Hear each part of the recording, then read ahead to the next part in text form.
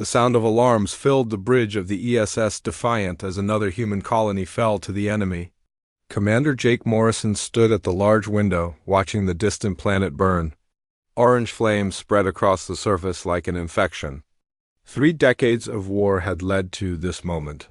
The aliens were winning. "Sir, we're getting the final evacuation reports from Kepler 442b, said Lieutenant Tim Brooks, his voice tight with stress. "The last transport ships are leaving now." "We saved about 50,000 people." Jake closed his eyes. 50,000 out of 2 million. The numbers never got easier to hear. The Vorthic Empire had been crushing human colonies one by one for 30 years. Each defeat brought them closer to Earth. Each victory for the aliens meant more human families torn apart. "How many ships do we have left?" Jake asked. Captain Lisa Rodriguez stepped forward. She looked tired. They all looked tired. "Counting the Defiant, we have 12 military vessels still operational. The civilian fleet has about 30 ships. 12 ships." Jake remembered when Earth's fleet numbered in the thousands. The Vorthak had superior technology, superior numbers, and superior tactics. They fought like machines, cold and efficient. Their insect-like bodies were built for war, and their reptilian allies, the Kreks, were just as deadly. "Sir, incoming transmission from Earth Command," said Communications Officer Pete Collins. "Put it through." Admiral Ben Carter's face appeared on the main screen. The old man looked like he had aged 10 years in the past month. His gray hair was messy, and his uniform was wrinkled.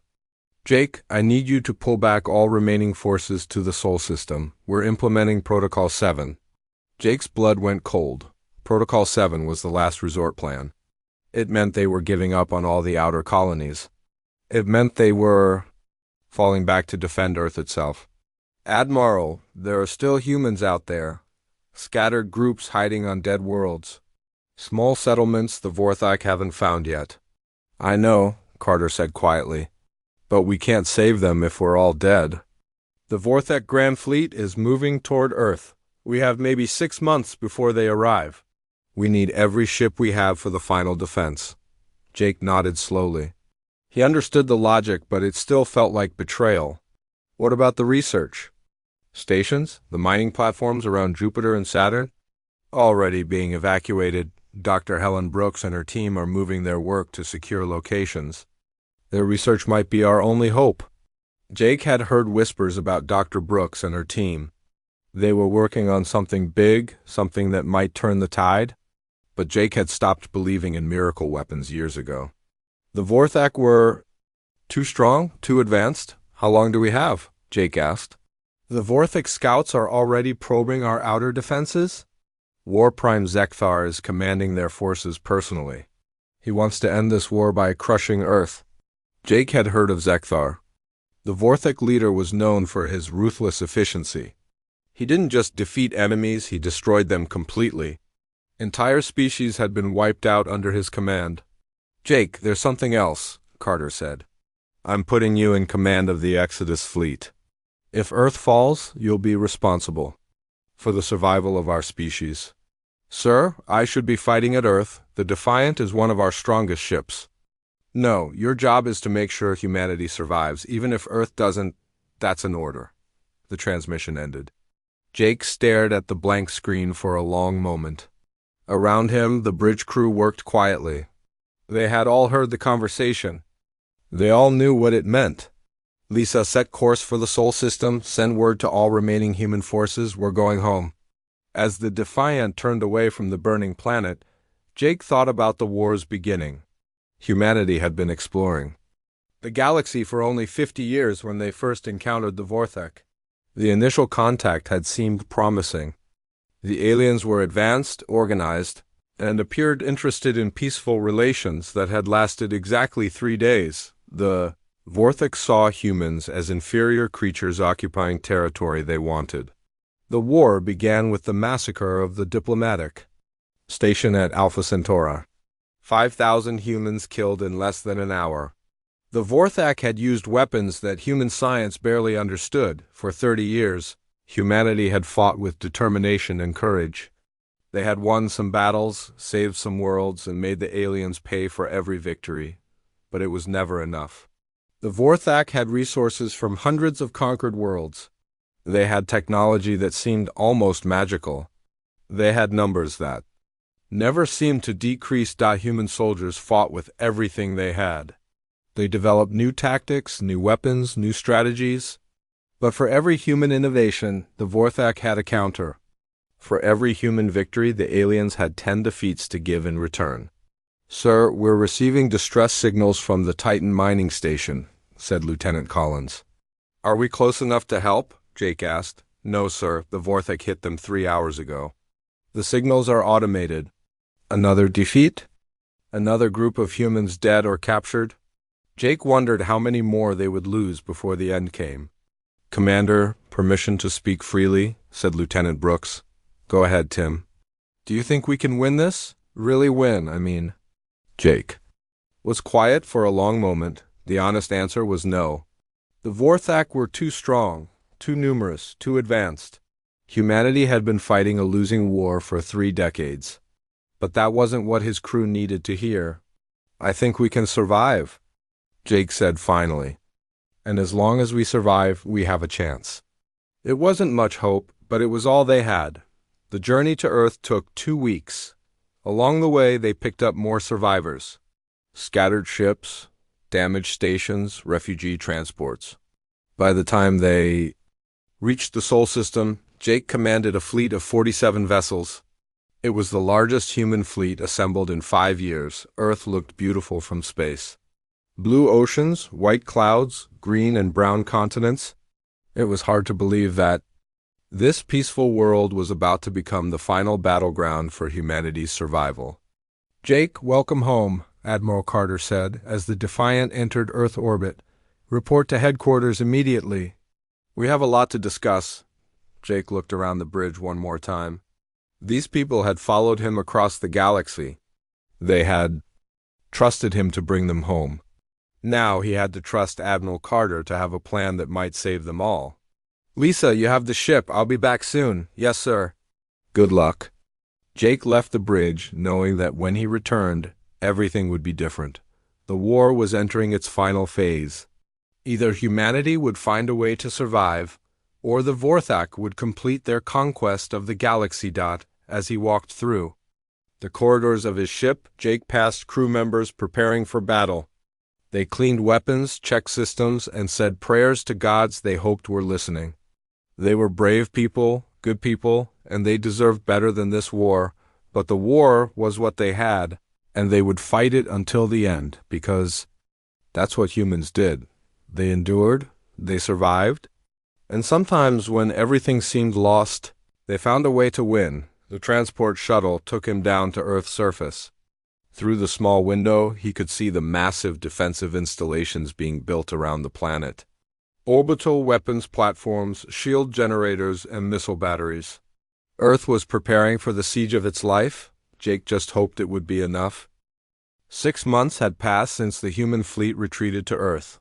War Prime Zekthar stood on the command deck of his flagship, the Devourer, watching the blue planet grow larger on the screen. His 4 arms moved across the control panels as he studied the data his scouts had collected. "Report," he commanded in his harsh, clicking voice. Sub-Commander Veltar, a younger Vorthak with bright green chitin, stepped forward. "My Prime, the human homeworld shows no defensive activity. Our long-range sensors detect no military vessels in orbit. The orbital defense platforms are powered down." Zekthar's compound eyes glittered with satisfaction, as expected. The humans have finally accepted their defeat. They know they cannot stand against the might of the Empire. Behind him, Krex Admiral Sareth shifted on his thick legs. The reptilian commander's tongue flicked out to taste the air. "My sensors also detect this, War Prime. But something feels wrong. The humans fought fiercely at every colony. Why would they surrender their homeworld without a battle?" "Because they are weak," Zekthar replied. "Their spirit is broken. 30 years of defeats have taught them the futility of resistance." The Vorthak Grand Fleet was the largest military force ever assembled. 3,000 warships, each one capable of destroying a human city. Support vessels, troop transports, and supply ships brought the total to over 5,000 vessels.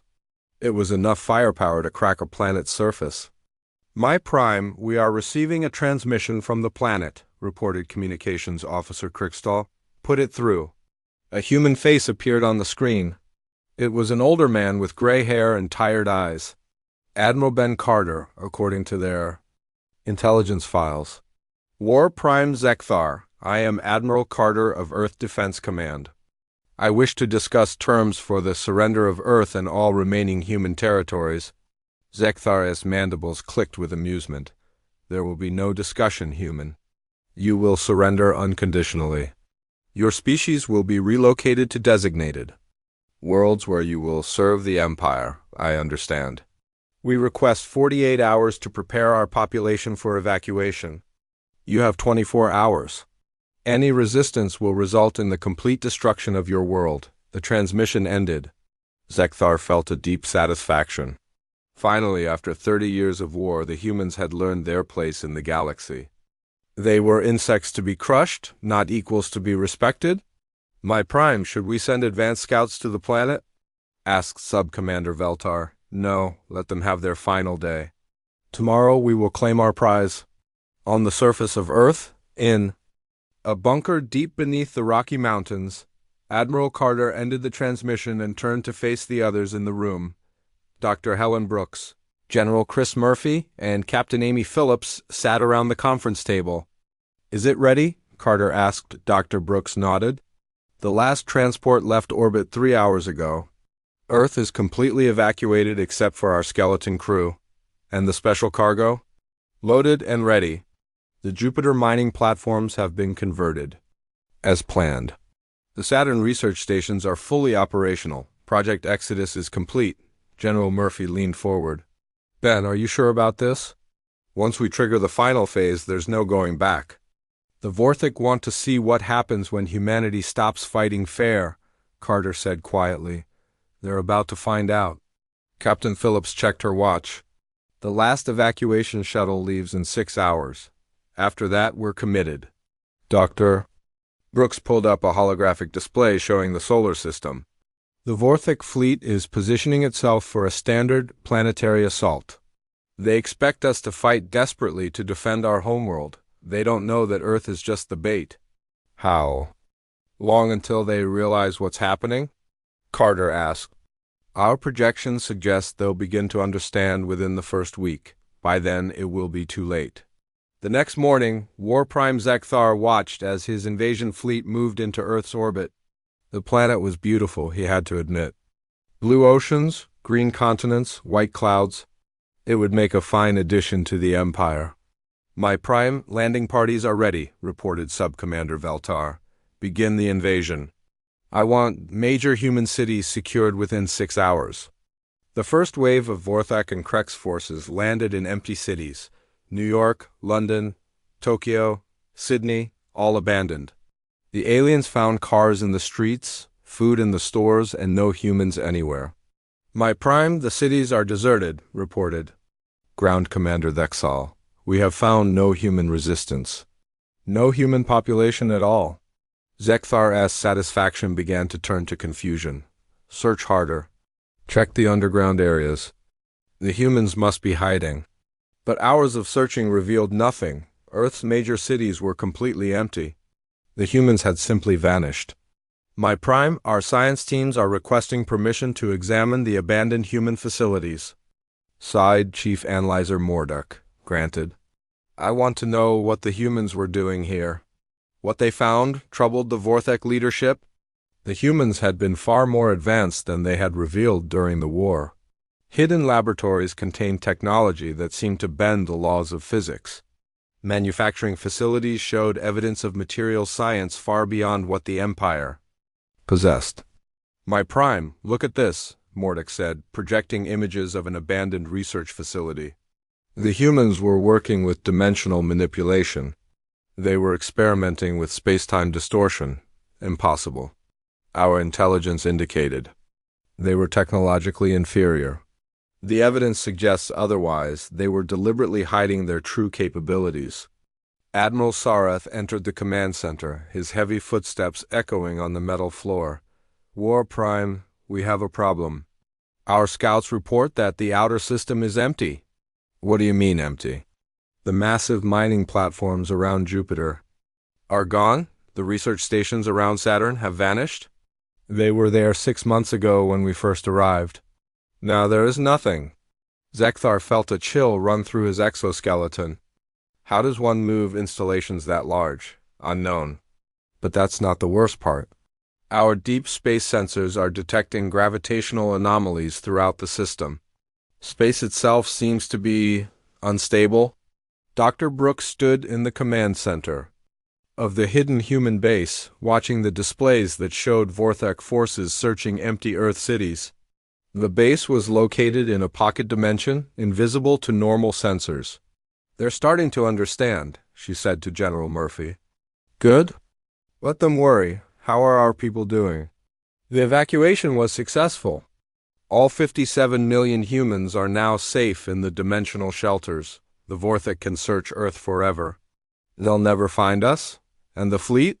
Commander Morrison and the others are in position. The Shadow Fleet is ready to begin operations. General. Murphy smiled grimly. 30 years of playing defense. Time to show them what human offense looks like. On the Devourer, War Prime Zekthar was beginning to feel something he had not experienced in decades: doubt. The humans had vanished completely. Their industrial infrastructure was gone. Their military fleet had disappeared. My Prime incoming. Report from the Kepler sector, announced Communications Officer Krikstal. What is it? The supply convoy to Kepler 442b is overdue. They should have arrived 6 hours ago. Send a search team. Already done, my Prime. The search team has also failed to report in. Zekthar turned to Admiral Sareth. Your thoughts? The humans are not surrendering. They are preparing for something. Something we do not understand. Impossible. We have destroyed their fleet. We have occupied their homeworld. What could they possibly do? On the bridge of the ESS Defiant, now hidden in folded space near the edge of the solar system, Commander Jake Morrison watched the Vorthek fleet orbiting Earth. The aliens had no idea that 47 human ships were watching them from a dimension they couldn't detect. Jake, we just received the go signal from General Murphy, reported Captain Lisa Rodriguez. Good, send word to all ships. Operation Vengeance begins now. Sir, the Vorthek outnumber us 60 to 1, Jake smiled coldly. They think they do. But they're not fighting the same humans who retreated from their colonies. They're fighting something new. What are our orders? Simple. Show them what happens when you make humans angry. The war was about to change. The Vorthek had spent 30 years hunting humans across the galaxy. Now it was time for humans to do the hunting. The first attack came without warning. Supply convoy Delta 7 was traveling through hyperspace when it simply ceased to exist. One moment, the 12 Vorthak cargo ships were on course to deliver weapons to the front lines. The next moment, they were gone. War Prime Zekthar stared at the empty space where the convoy should have been. His compound eyes reflected the light from nearby stars as he tried to understand what had happened. Any debris? He asked Subcommander Veltar. None, my Prime. The ships vanished completely. No energy signatures, no distress signals, no trace. They ever existed. Check the hyperspace logs, already done. The logs show the convoy entering hyperspace normally. Then nothing. It's as if they were erased from reality. Admiral Sareth's forked tongue flicked nervously. My Prime, this is the third convoy lost this week. We're starting to have supply problems. Zekthar's mandibles clicked with frustration. Humans don't have the technology to intercept ships in hyperspace. It's impossible. Yet it keeps happening. The Krex Admiral replied. In the dimensional pocket near Jupiter, Captain Tony Lopez stood on the bridge of the ESS Phantom, watching his crew prepare for another strike. The human ship existed in folded space, invisible to normal sensors, and able to move through dimensions that the aliens couldn't even detect. Target acquired, reported Lieutenant Sam Parker. Vorthek battle group heading for the Proxima system. 3 heavy cruisers and 8 destroyers. Perfect. How long until they enter the action field? 4 minutes, Captain. Tony smiled grimly. The interdiction field was Dr. Brooks' masterpiece. It created a bubble of twisted space-time that could trap enemy ships between dimensions. Once caught, the alien vessels were helpless. All hands, prepare for dimensional shift. We're going hunting. The Phantom slipped through folded space like a ghost. The Vorthak ships had no idea they were being stalked by a predator that existed in multiple dimensions simultaneously. Field activated, reported Lieutenant Parker. Enemy ships are trapped. Fire at will. The Phantom's weapons ignored the alien shields completely.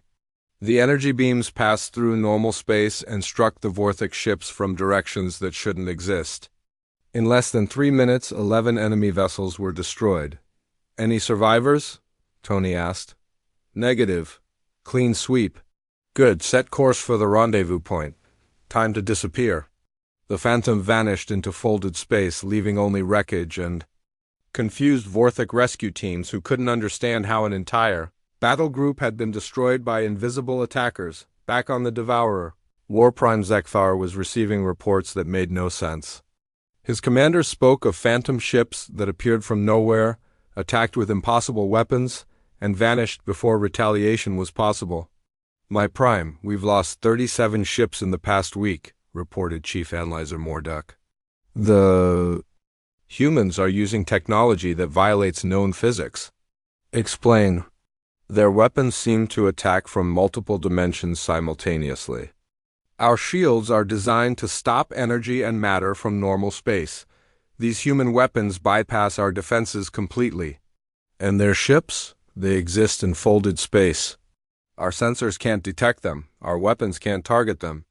It's like fighting ghosts. Zekthar felt something he had never experienced before: fear. The humans were no longer the inferior species he had been crushing for 30 years. They had become something else entirely. Sir, incoming transmission from the Kepler sector, announced Communications Officer Krikstal. Put it through. The face of Base Commander Thokral appeared on the screen. The Vorthak officer looked terrified. My Prime, we need immediate reinforcements. The humans are attacking our installations directly. How many ships? We don't know. They appear, strike, and vanish. We can't track them. We can't fight them. 3 of our orbital bases have been destroyed in the past day. I'm sending Battle Group Omega to assist. My Prime, with respect, Battle Group Omega won't help. The humans destroyed it yesterday. All 15 ships? No survivors? The transmission ended? Zekthar stared at the blank screen. Battle Group Omega had been one of his most powerful formations. 15 heavy warships, each one capable of destroying a human city, gone without a trace. My Prime, said Admiral Sareth, perhaps we should consider retreating to the core worlds. Consolidate our forces? Retreat? Zekthar's voice was filled with rage. The Empire does not retreat from inferior species. Are they still inferior? The Krex Admiral asked quietly. Meanwhile, in the hidden human base, Dr. Helen Brooks was coordinating the shadow war from her command center. Holographic displays showed the locations of every human ship and every enemy target. Status report, she said to General Chris Murphy. Better than expected. We've destroyed over 200 enemy ships in the past 2 weeks. Their supply lines are breaking down. Several outer colonies are reporting shortages. Casualties? Minimal. The dimensional shielding is working perfectly. We've lost only 3 ships, and even then, the crews were recovered. What about the big targets? Captain Steve Rogers is moving his team into position. The Vorthak homeworld will be within range. In 6 days, Dr. Brooks nodded. Good, it's time to show them what real fear looks like. On the bridge of the ESS Reaper, Captain Steve Rogers reviewed the mission parameters. His ship was the most advanced vessel in the human fleet, equipped with technology that made it nearly unstoppable. Steve, you sure about this? Asked his First Officer, Lieutenant Kelly Adams. We're talking about attacking their homeworld. That's never been done before. It's time they learned what it feels like to have their homes threatened, Steve replied. Besides, we're not going to destroy the planet. We're going to do something worse. What's worse than destroying a planet? Making them wish we had. The Reaper slipped through folded space, traveling toward the heart of the Vorthic Empire. The ship's dimensional drive allowed it to cover vast distances in minutes rather than weeks. It was a technology that made the alien hyperspace engines look like toys. Warprime Zekthar was in his private chambers when the alarms began blaring. He rushed to the command center to find his officers in panic. "Report," he commanded. "My Prime, we're detecting massive gravitational anomalies throughout the Empire. Space itself is becoming unstable." "What kind of anomalies?" "Dimensional rifts. They're appearing near our major worlds. The rifts are growing." On the main screen, Zekthar could see images from across the Empire. Near the industrial world of Vorthak Prime, a crack in space itself was widening. Similar rifts were appearing near a dozen other key worlds. "My Prime, the rifts are artificial. Someone is creating them deliberately. The humans? It has to be. This is beyond our technology." Chief Analyzer Mordek studied the sensor data with growing horror. "My Prime, if these rifts continue to expand, they could tear apart the fabric of space-time itself. Entire star systems could be pulled into dimensional voids. Can we stop them? Not with our current technology. The humans have weaponized dimensional physics. They're not just attacking our ships and bases. They're attacking reality itself." Zekthar felt his world crumbling around him. The humans had not just learned to fight back. They had learned to fight in ways that made the Vorthic Empire's weapons useless. "My Prime, incoming transmission from the human fleet," reported Communications Officer Crixtal. "Put it through." "Commander." Jake Morrison's face appeared on the screen. The human looked older, harder than when the war began. His eyes held no mercy. "War Prime Zekthar, I am Commander Morrison of the Human Defense Fleet. We offer you one chance to surrender." "Never. The Empire will never bow to inferior species." "Inferior?" Jake's smile was cold. "Look around you. Your fleets are being destroyed. Your supply lines are cut. Your homeworld is threatened by weapons you can't understand." "Who exactly is inferior here? What do you want?" "Complete withdrawal from all human territories. Immediate cessation of all military operations. Reparations for the worlds you destroyed. Impossible!" "Then you leave us no choice. You wanted to see what happens when humans stop fighting fair. You wanted to crush us completely. Now you get to learn what it feels like to be hunted."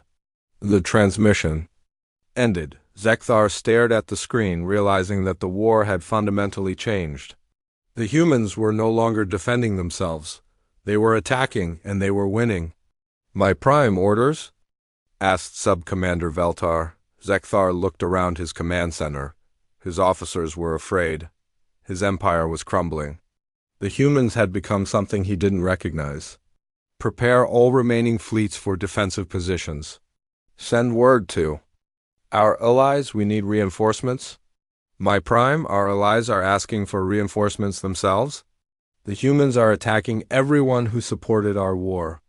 For the first time in his long military career, War Prime Zekthar wondered if he had made a terrible mistake. The humans had tried to fight honorably for 30 years. Now they had stopped trying to be honorable, and the galaxy was about to learn why that was a very bad thing. The Vorthic Empire was dying. What had once been the most powerful force in the galaxy was now a collection of isolated worlds, cut off from each other by human attacks. Supply lines that had operated for centuries were severed. Military bases that had seemed invincible were reduced to rubble. War Prime Zekthar stood in his command center, looking at a map of the galaxy that showed the collapse of everything he had built. Red markers indicated worlds under attack. Yellow markers showed worlds that had gone silent. Green markers, representing secure Vorthak territory, were becoming fewer each day. "My Prime, we've lost contact with the Rigel sector," reported Sub-Commander Veltar. "All 15 worlds in that system have gone dark." "Gone dark how?" "No communications, no energy signatures, no signs of life. It's like they never existed. Admiral. Sareth entered the command center, his heavy footsteps echoing in the quiet space. The Krex commander looked exhausted. My Prime, I bring news from the core worlds? The Andromedans have withdrawn their support.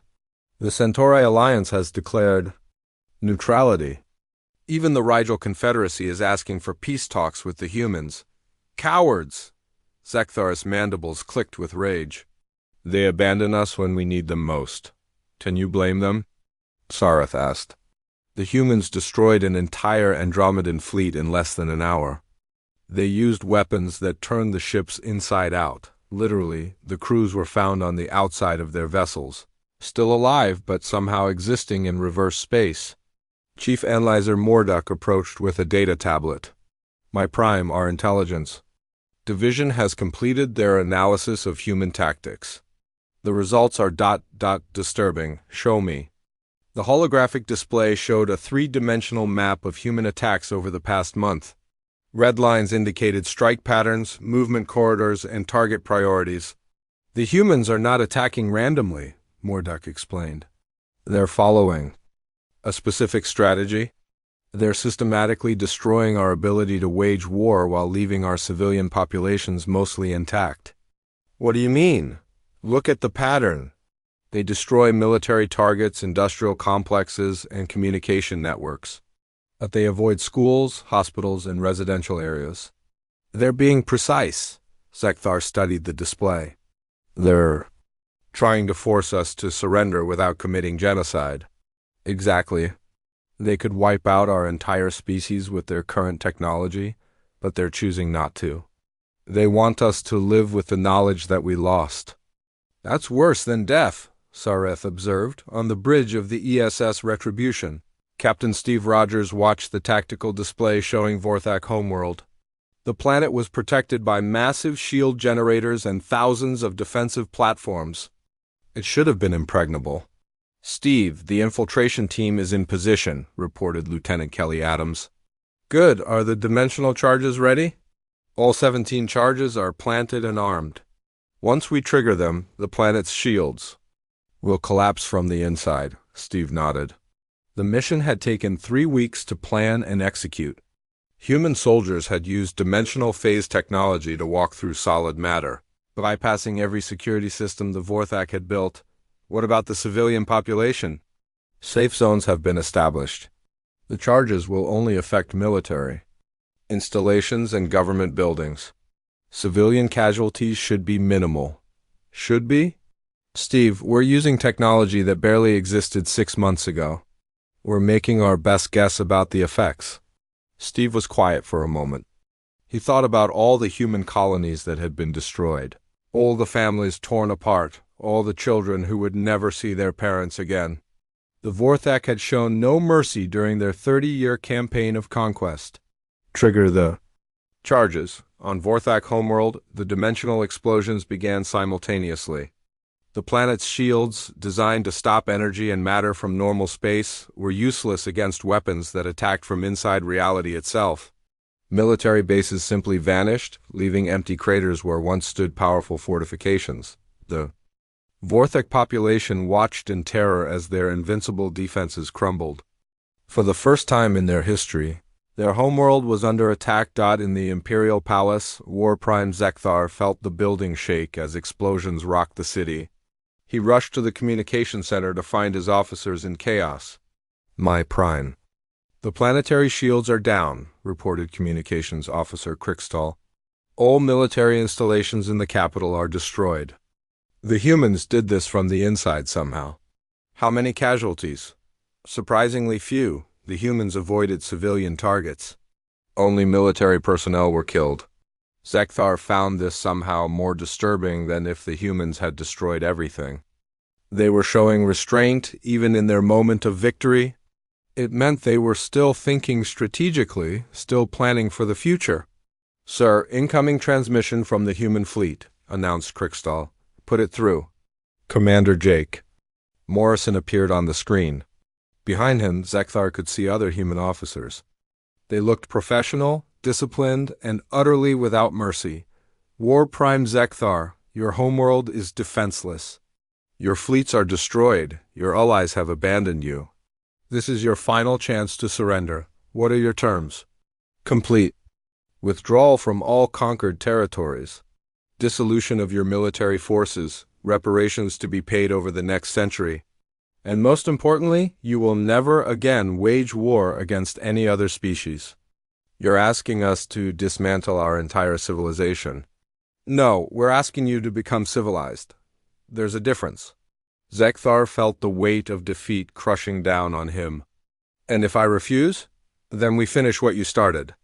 But we'll do it our way, not yours. The transmission ended. Zekthar looked around his command center at the faces of his officers. They were waiting for his decision. The fate of their entire species rested on what he said next. My prime, said Admiral Sareth. Perhaps it's time to consider that we were wrong about humans. Wrong how? We thought they were weak because they showed mercy. We thought they were inferior because they tried to avoid war. But maybe mercy isn't weakness. Maybe the ability to show restraint is what makes them stronger than us. Dr. Helen. Brooks stood in the hidden human base, watching the reports come in from across the galaxy. The war was effectively over. The Vorthic Empire was broken, its military shattered, its allies scattered. Status report, she said to General Chris Murphy. The Vorthic homeworld is secure. Captain Rogers reports minimal civilian casualties. The dimensional weapons worked exactly as designed. What about War Prime Zekthar? Still considering surrender. But his commanders are pushing for acceptance of our terms. And our people, safe and ready to return home? The evacuation shelters can be deactivated once we're sure the war is over. General Murphy looked at the displays showing the devastation across former Vorthak territory. Helen, what we've done here, we've changed warfare forever. No species will ever again be able to wage war the way the Vorthak did. That was the point. We didn't just win this war. We made sure wars like this can never happen again. But at what cost? We've become something our ancestors might not recognize. Dr. Brooks was quiet for a moment. Maybe that's what evolution means. Maybe becoming something new is the price of survival. On the Devourer, War Prime Zekthar called his senior staff together for a final meeting. The officers who had once commanded the most powerful military force in the galaxy now sat in a damaged ship, surrounded by the wreckage of their dreams. The humans have demonstrated that they can destroy us completely, Zekthar began. They have technology that makes our weapons useless. They have strategies that make our tactics obsolete. And most importantly, they have shown restraint when they could have shown cruelty. What are you saying, my prime? Asked Sub-Commander Veltar.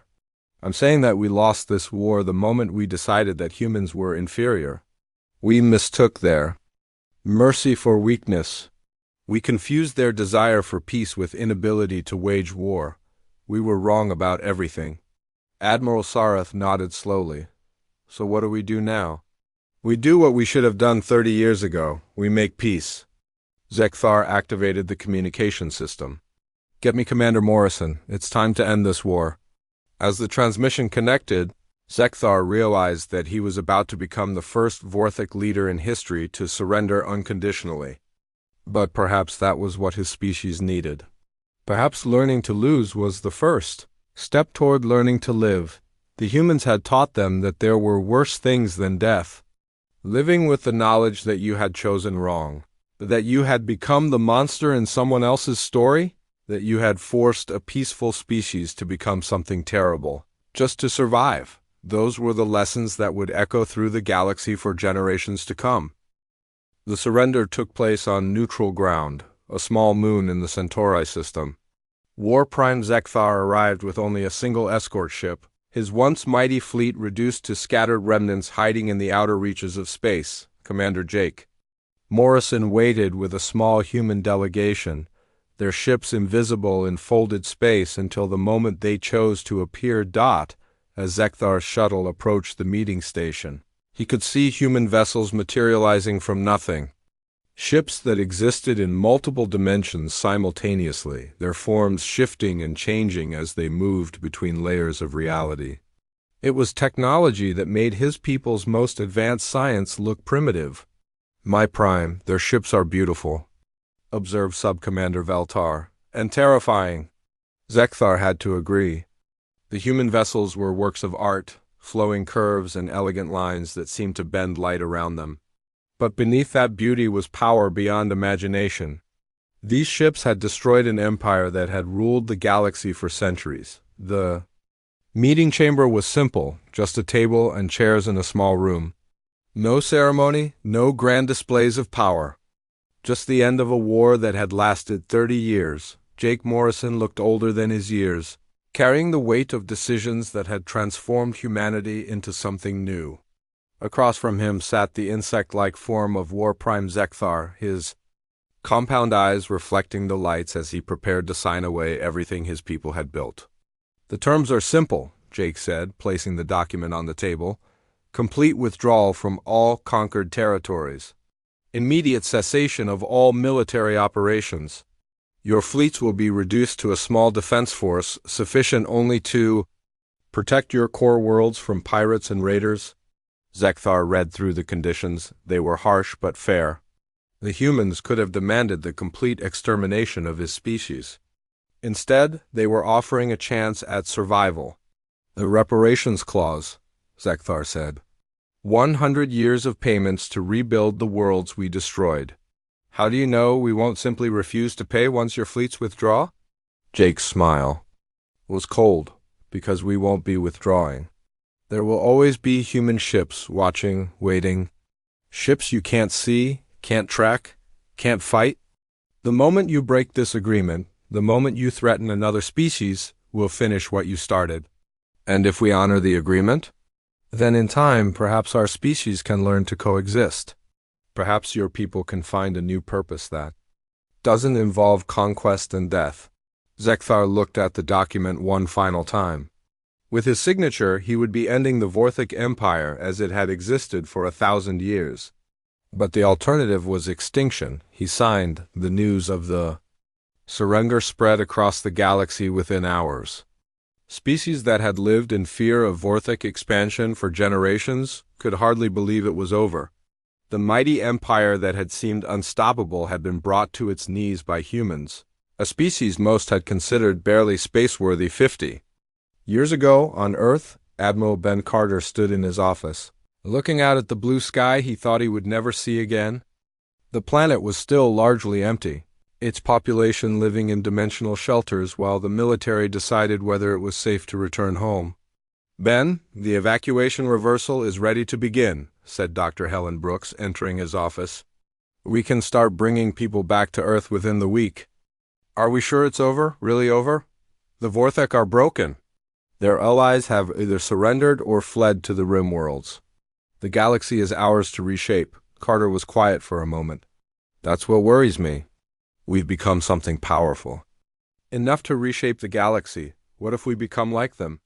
What if power corrupts us the way it corrupted the Vorthek? That's why we need safeguards. That's why we're establishing the Council of Species. Every world gets a voice in how the galaxy is governed. And if someone challenges that system," Dr. Brooks smiled grimly, "then they learn what the Vorthik learned. There are consequences for those who choose conquest over cooperation." Captain Tony Lopez stood on the bridge of the ESS Phantom, watching his crew prepare the ship for its new mission. The war was over, but the peace would need to be maintained. The Phantom and ships like her would patrol the galaxy, invisible guardians ensuring that no species would ever again attempt what the Vorthek had tried. "Captain, incoming transmission from command," reported Lieutenant Sam Parker. "Put it through." "General." Chris Murphy's face appeared on the screen. "Tony, you and your crew have a new assignment. The Rigel sector needs monitoring. There are reports of pirates attempting to take advantage of the power vacuum left by the Vorthak withdrawal." "Understood, General. We'll handle it. Be careful out there. The galaxy is still dangerous, just in different ways now." The transmission ended.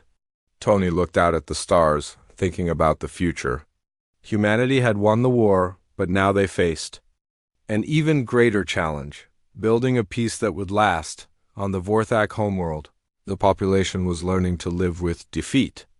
Their military was gone, their empire reduced to a handful of core worlds, their dreams of galactic dominance shattered forever. Former Subcommander Veltar now worked as a civilian administrator, helping to rebuild his world's economy around peaceful trade rather than military conquest. It was humbling work for someone who had once commanded starships, but it was honest work. The humans are establishing a trade station in orbit, his assistant informed him. They're offering to share some of their advanced technology in exchange. For cultural exchanges? What kind of technology? Medical advances, agricultural improvements. Nothing military, but things that could improve life for our people. Veltar considered this. The humans were showing mercy even in victory, offering to help their former enemies build better lives. It was a concept that Vorthak culture had never valued, but perhaps it was time to learn. Commander Jake Morrison returned to Earth 6 months after the surrender. The planet was alive again, its cities rebuilding, its people returning from their dimensional exile. But Jake found that home didn't feel the same as when he had left it. He stood in his apartment, looking out at the skyline of New York. The buildings were the same, the streets were the same, but something fundamental had changed. Humanity had changed. "Jake, you look troubled," said Captain Lisa Rodriguez, joining him on the balcony. "Do you think we did the right thing?" he asked. "We survived. We protected our people. We stopped a genocidal empire from conquering the galaxy. How is that not right?" "I keep thinking about what Admiral Carter said. We became something our ancestors might not recognize. We used weapons that could tear apart reality itself. We fought a war in dimensions that shouldn't exist. What does that make us?" Lisa was quiet for a moment. "It makes us human. We adapt, we survive. We do whatever it takes to protect the people we love. And when someone else threatens us, when the next empire decides humans are a threat to be eliminated, then they'll learn the same lesson the Vorthak learned. There are consequences for threatening humanity." Jake nodded, but he still felt uneasy. Humanity had proven they could win wars, but could they win the peace that followed? In the depths of space, in dimensions that normal sensors couldn't detect, human ships continued their eternal patrol. They watched over trade routes, protected peaceful species, and waited for anyone foolish enough to test their resolve. The galaxy had learned a lesson. That would echo through the ages. There was nothing more dangerous than a human who had stopped trying to be civilized. Humanity had tried peace, had offered cooperation, had sought to coexist with their neighbors. When that failed, when their enemies mistook mercy for weakness, humans had shown the galaxy what they were truly capable of. The Vorthak Empire was gone, reduced to a footnote in galactic history. Their former subjects were free to build their own civilizations. The galaxy was at peace for the first time in centuries, but in the dark between stars, human ships waited and watched. They had learned that eternal vigilance was the price of peace. They had learned that sometimes, to preserve civilization, one had to be willing to abandon it temporarily. The title of their story had become legend.